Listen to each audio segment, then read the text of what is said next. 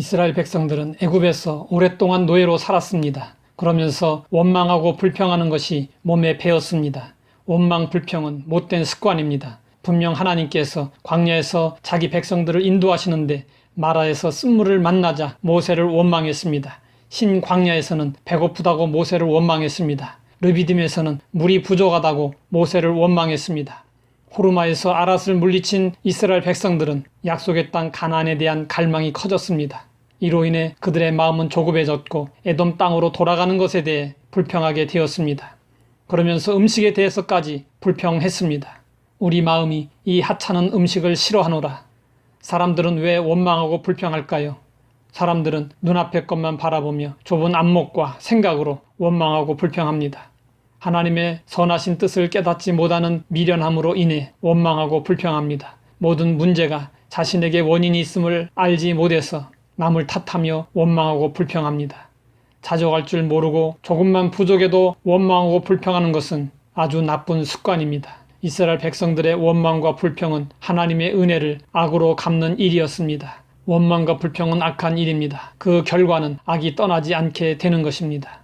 옛날에 작전을 아주 잘 세우는 한 장군이 있었습니다. 그러나 그 장군이 세우는 작전은 늘 화창한 날에만 승리할 수 있는 작전이었습니다. 그날도 화창한 날이었습니다. 병사들은 싸우기 전부터 승리를 확신하면서 즐거워하고 있었습니다. 그러나 갑자기 비가 오는 바람에 그만 패하고 말았습니다. 그러자 장군은 하늘을 욕하면서 일제히 하늘을 향해 활을 쏘라고 병사들에게 명령했습니다. 결국 그 화살은 다 어디로 갔을까요? 원망과 불평은 자신을 향하여 쏘는 화살입니다. 하나님은 이스라엘 백성들의 원망을 듣고 불뱀들을 보내 심판하셨습니다. 하나님의 심판이 임하자 이번에는 이스라엘 백성들이 전과 달리 바로 회개했습니다. 과거에는 하나님이 심판을 해도 바로 회개하지 않았고 이스라엘 백성들의 마음은 더욱더 완악해졌습니다. 그렇지만 불뱀 사건에서는 자세가 과거와는 아주 많이 달라졌습니다. 하나님은 이스라엘 백성들의 회개와 모세의 중보 기도를 듣고 이스라엘 백성들이 살 수 있는 구원의 방편을 허락하셨습니다. 그것은 불뱀을 만들어 장대 위에 매달라는 것이었습니다. 불뱀에 물린 사람이 그 장대 위에 놋뱀을 바라보기만 하면 살 수 있었습니다. 보는 것을 통해 하나님의 구원이 일어났습니다. 첫 인류가 보는 것을 통해 타락을 했다면 이번에는 보는 것을 통해 구원이 일어났습니다. 예수님은 놋뱀을 자신으로 비유하셨습니다. 모세가 광야에서 뱀을 든 것 같이 인자도 들려야 하리니 이는 그를 믿는 자마다 영생을 얻게 하려 하심이니라. 예수님은 광야에서 장대에 달린 놋뱀을 보고 구원을 얻었던 것처럼 십자가에 달린 자신을 믿으면 구원을 얻을 수 있다고 말씀하셨습니다. 예수님은 본다는 말 대신에 믿는다는 말을 사용하셨습니다.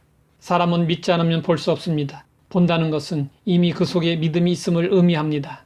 놋뱀을 본다는 것은 그 마음 속에 말씀에 대한 믿음이 있다는 것입니다.